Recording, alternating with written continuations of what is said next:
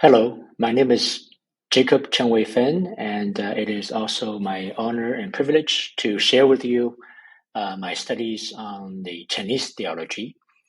And I will um, present my findings with three major points.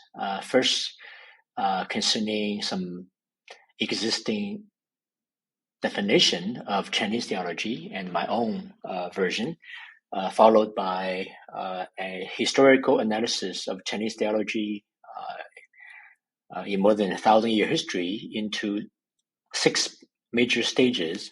And finally, I will also present a current state of the research into the Chinese theology. First, I want to offer several definitions of Chinese theology.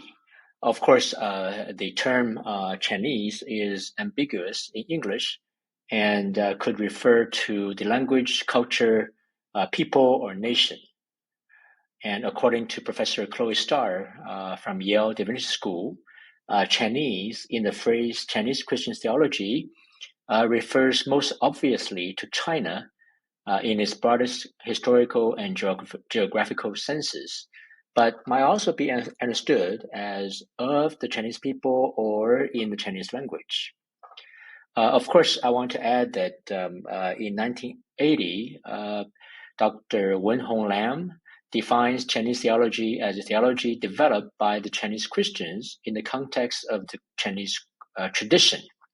Of course, he at the time, he mainly addressed the anti-Christian movement in the 1920s, which we will explicate later in this lecture. However, Lam conclude that the Chinese theology of that time, which refers to the 1920s, was constructed mainly as a response to the external ideological and circumstantial pressure. Added to that factor was the traditional dislike for the foreign religion, end of quote. So that definition was a little bit narrow compared to Professor Chloe Starr, who further argues that Chinese theology has been necessarily tied to the Chinese literary forms in which it has been written, and that the theological content cannot be separated from its literary expression. More generally, she argues that Chinese theology addresses the topics discussed by systematic theology everywhere, such as revelation, incarnation, and salvation, which I would also add ecclesiology, eschatology, and other general topics. But it also addresses topics of more particular interest, such as human nature through contrast with Confucian ethics or Taoist understanding of being and action, and I will add the Buddhist influences in China, and also as well the Neo-Confucian, which is kind of blending of the three religions, the Confucian, the Taoist, and the Buddhist religions or philosophies, because there is a debate if in China those are really religions or just philosophies. And the kingdom of God in light of the Marxist economic theories. However, Chinese theology, like Chinese philosophy, may approach any theological topic which is very, very different from the Western theology because of different presuppositions, cultural worldviews, and educational training. So a third point is my temporary definition, which try to be as inclusive as possible. So I propose that Chinese constructive theology, as a vital constituent of global Christian theology, is formulated as an integrative discipline that continuously searches for a coherent, balanced understanding of Christian truth and faith in light of global Christian tradition, both biblical and historical, and in the context of the historical and contemporary thought, Chinese culture, natural and humanistic sciences, and Chinese religions and philosophies. And you can see that this definition is also I owe a lot to Professor Veli-Matti Karkkonen in his 5-volume Constructive Christian Theology. And continuously, the Chinese theology's vision, nature, and content and contours should be inclusive, coherent, dialogical, and hospitable. Therefore, Chinese theology is not limited by language, Chinese, English, and any other languages. Geographical locations could be mainland China, Hong Kong, Taiwan, and all other global Chinese diasporas, or social status, meaning that the theology could be constructed by either ecclesial, academic theologians, or other Christians. Point 2. A Chinese theology, I argue, took its shape primarily in 6 major stages. Stage 1 is the earliest Chinese theology is the theology of Jingjiao, or the luminous religion, a contextual theology conducted by the monks of the Church of the East through integration with the Chinese metaphysics represented by the religions of the Tang Dynasty, including Taoism, which is the state religion at the time, Buddhism, and Confucianism. Further, I will argue that China then was a country with one of the world's most advanced science and technology. It was also a time when Taoism, Buddhism, Confucianism, also the other 2 imported religions from Persia, which included the Manichaeism and Zoroastrianism, they both contributed to a pluralistic Chinese society. So I would argue that the theology of Jingjiao reflects a triadic interdisciplinary theological endeavor that interacts with techno-scientific and pluralistic China. Therefore, the most prevalent narrative of Christianity in China over the last 100 years also presented as a foreign Western religion that came to China in the wake of imperial warships. Yet, opposite to that, Christianity as a Middle Eastern religion was brought to China by the Church of the East before the 7th century. So that is a change of narrative which has been prevailing for hundreds of years. And also in their theology, the Nestorian true nature Christology was preached in China by the monks of the Church of the East until the mid-9th century, when an imperial edict virtually banned Christianity and Buddhism. And further, the Antiochian approach has been the most central tradition of Jingjiao theology and their exegesis. The Nestorians, of course, even after the 9th century, they returned to China in the 11th century, and in the 13th century, the Nestorians had an archbishop in Beijing, and early in the 14th century, the Nestorian patriarch is reported to have had 25 metropolitans in China, India, Turkestan, Kashgar, and elsewhere. So therefore, the Nestorian interpretation of Christ has been immensely influential in the history of the largest continent of the world.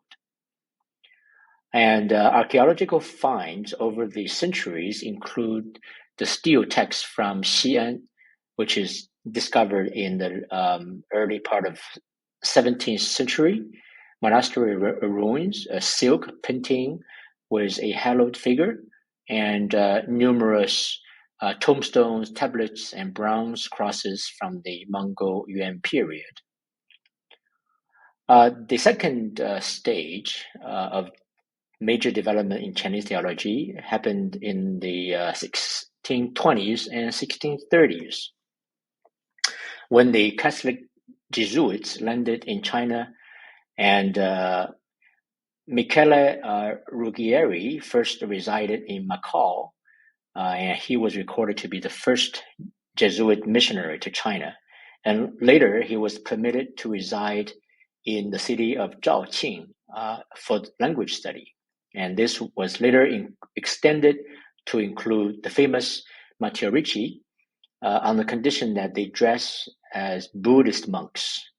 And therefore, the Christian mission to China began in Buddhist habit, as the Jesuits styled themselves as, quote, monks from India, end of quote. The missionaries benefited from that association, but theological confusion inevitably arose among the potential patrons and converts over the differences between Buddhism and Christianity. In 1584, Ruggieri completed a Chinese language catechism called 天主实录 in the form of dialogue between a Chinese scholar and a Western scholar, which provided a basis for instruction in Chinese fundamentals. The language used for Christian doctrine drew on Buddhist imagery and terminology, but the text denigrated Buddhist beliefs as well as such new Confucian views as the autonomous generation of heaven and earth, and was discontinued when Ritchie's revised version called 天主实义, or the true meaning of the Lord of Heaven, was published in 1603. Of course, this catechism was also meant as the introduction to pique the reader's interest in Christianity. Later, the missionaries produced many more texts for believers and catechisms which explain doctrines, creeds, and prayers. For example, the 天主教要, the essential of Catholic teaching in 1605.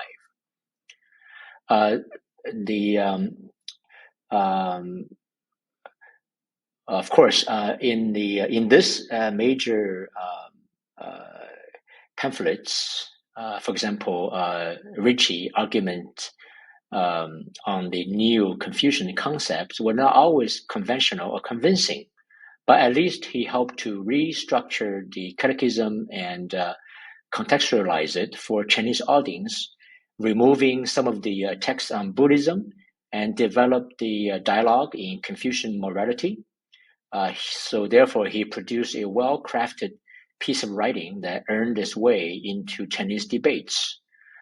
His works were wide-reaching, translated into Mongol, Manchu, Korean languages, and was directly implicated in the Emperor Kangxi's official recognition of Christianity in 1692.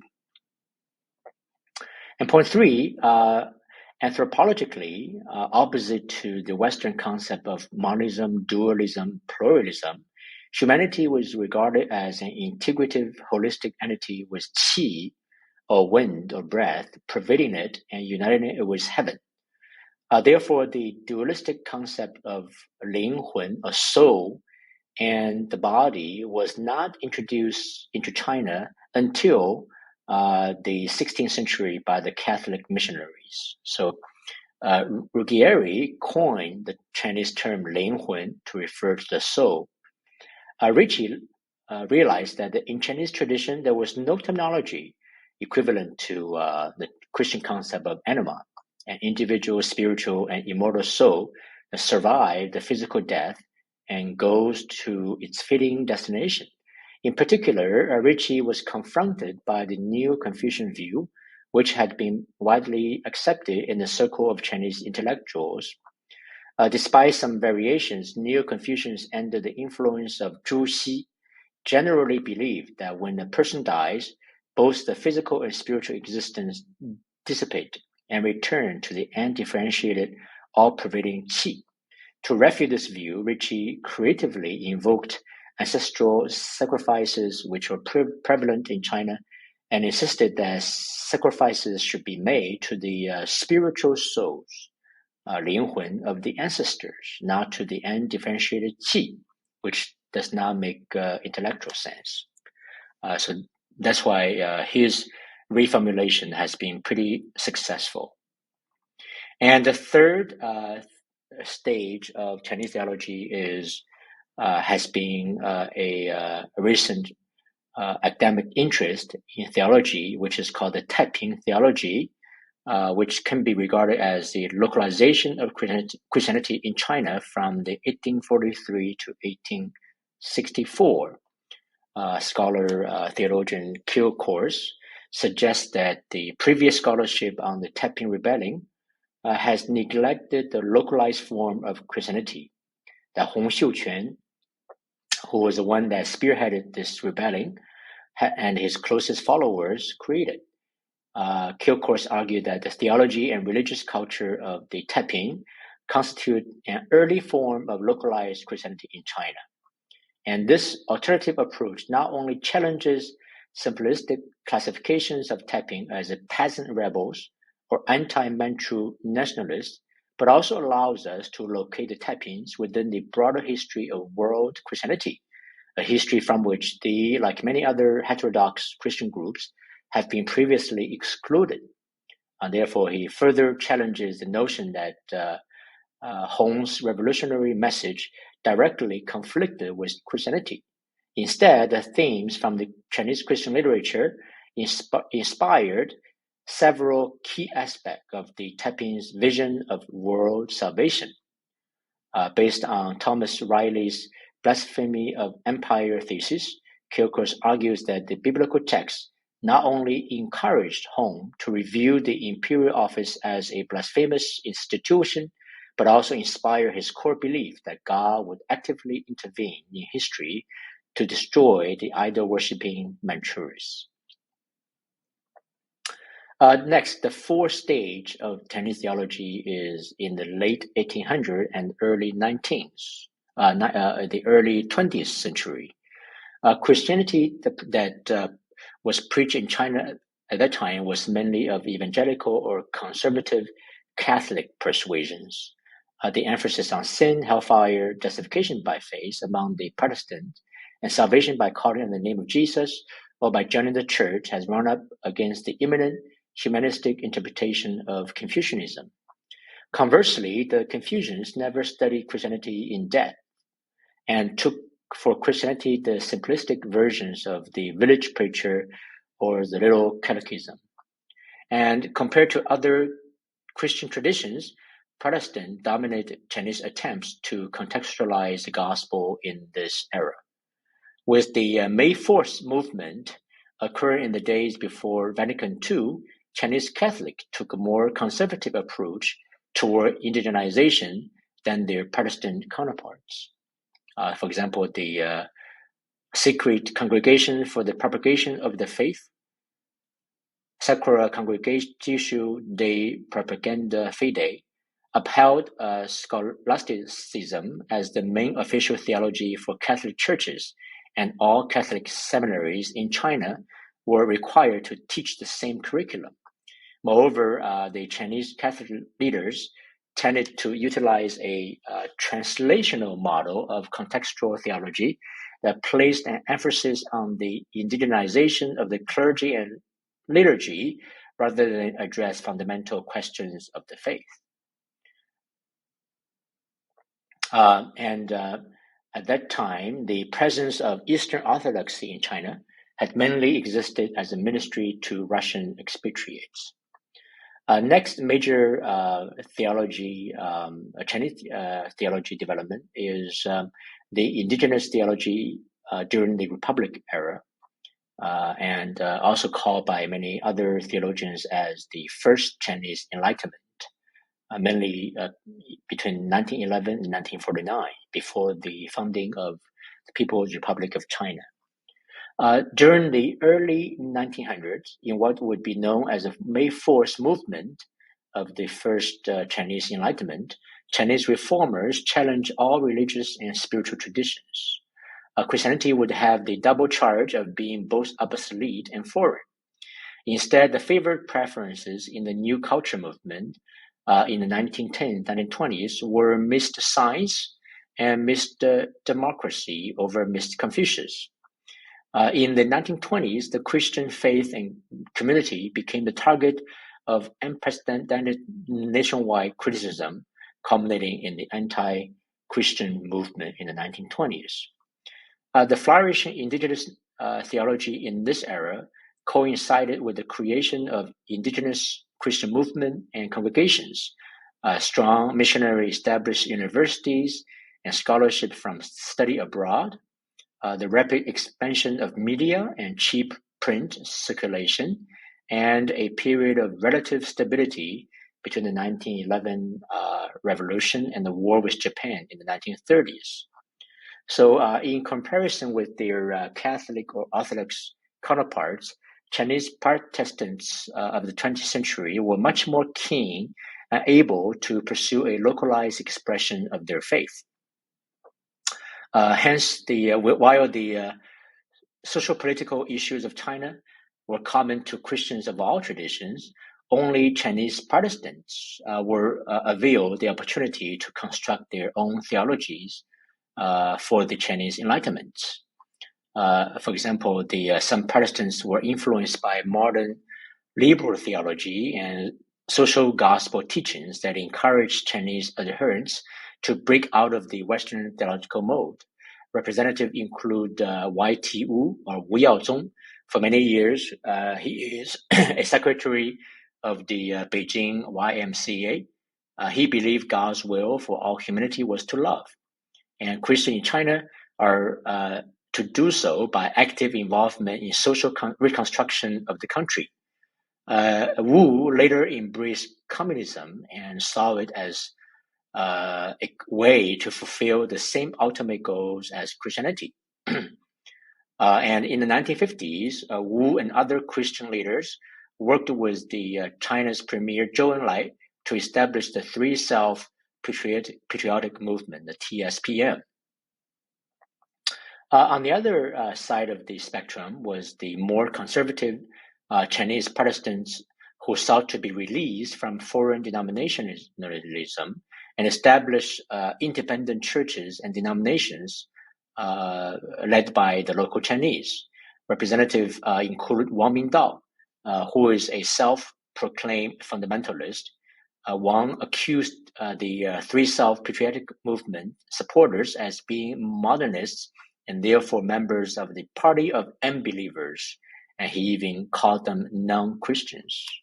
Another influential theologian is Watchman Nee, or Ni Tuosheng. He founded the local churches, or the little flock, or the Christian Assembly, which are now a global phenomenon. In contrary, Wang's church in Beijing was stopped because of later political movement during the Cultural Revolution. So the number 6, most recent significant period of theological productivity happens in the 1990s and 2000s. In the 1980s, a second Chinese Enlightenment, or the New Enlightenment, began to follow a German model of Enlightenment that is more sympathetic to China's historical legacy and the traditional teaching. So this is the major difference with the first Chinese Enlightenment in the early 1900s. At that time, some scholars argue that they follow a French model, which is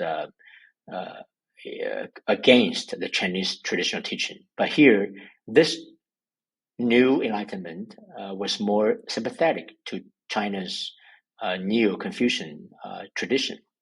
It has been a time of great spiritual and moral crisis that I personally experienced, and also resurrected many debates, especially dealing with questions regarding the human nature, sin, and salvation.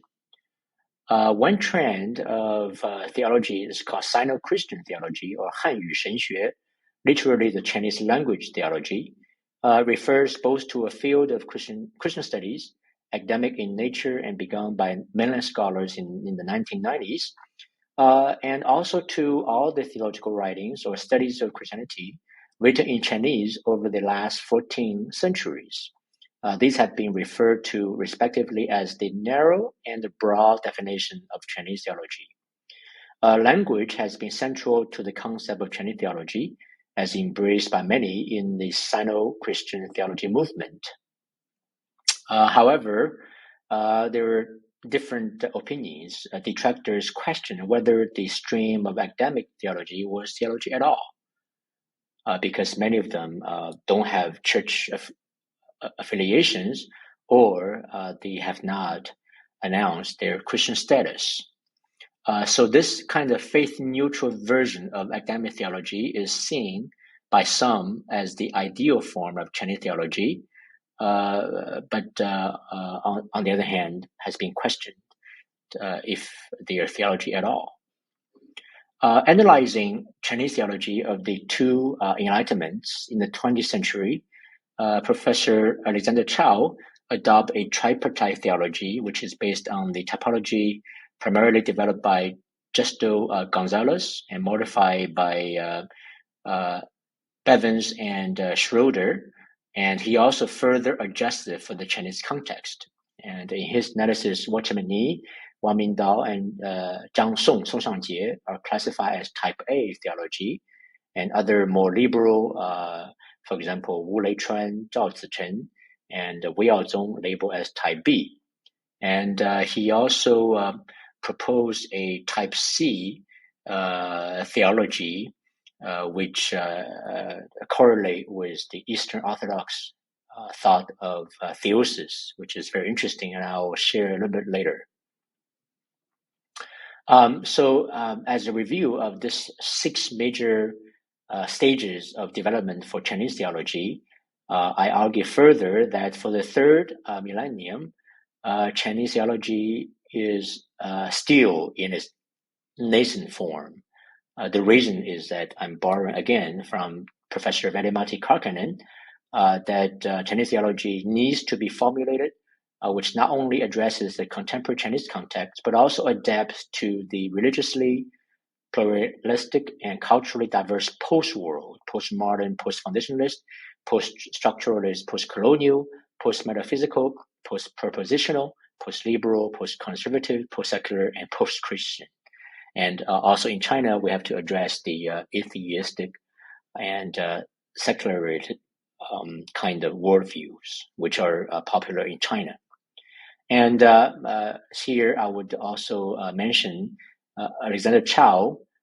He identifies in Chinese Christianity as another Eastern Christianity. He argues that the theosis is not merely a core element of Eastern Orthodoxy, but is also an underlying theme within Chinese Christianity.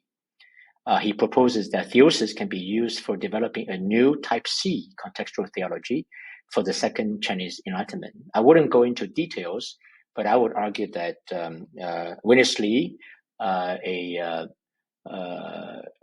leader after Watchman Nee for the local churches, also developed a theology based on theosis deification by directly dialoguing with the early patristic theologian Athanasius. So those are interesting development in the Chinese theology, which are wonderful partners with Eastern Orthodox theology. Last but not least, I argued that there is a 70-year gap between the Chinese theology of science and its Western counterparts, which can be seen from the fact that the theory of evolution introduced to China by Yan Fu more than 100 years ago triggered 3 kinds of Christian responses. First, assimilation of evolutionism at the cost of essential Christian faith and tradition, represented by Wu Leichuan. A second, rejection of evolutionism to preserve Christianity. After the Chinese Dark Age, which I argued, which ended in 1978, the second thought has continued dominating Chinese churches. And so I would propose a third response, which is still being formulated, that Chinese theology, while having conversation with other parts of world, global Christian theology, also need to have hospitable engagement with the development of natural sciences in general and the theory of evolution in particular. And such an, unfortunately, the second thought, which means that theology or faith is against science. This kind of overall ethos still influences the vast Chinese diaspora, including the Chinese immigrants in North America, who many of whom have PhD degrees. So therefore, I argue that Chinese theology that engages with sciences and Chinese religion and philosophies is desperately needed. Thank you for your time.